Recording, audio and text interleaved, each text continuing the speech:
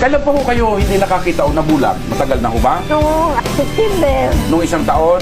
Oo po. Nasabi mo ba yan sa mga anak mo na may nararamdaman ka na? Opo, lahat. Pinagamot ka ba nila?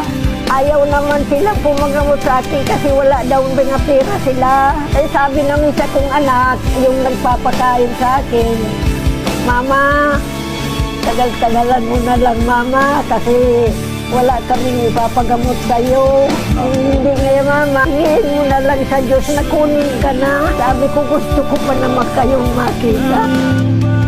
Nung naramdaman mo noon, nanay, nang sinabihan ka ng ganon, Ang sakit sa bibig. Naku, Diyos ko po. Sabi ko, bakit ganyan ang swerte ko? Sana mahalin man lang ako nila. Sana maawaan man lang, maawa lang sila sa akin. Iyan ang sinananalangin ko sa Diyos. Araw at gabi, kahit kalagitnaan ng gabi. Nakaupo lang ako, humihingi ako ng tulong sa Diyos.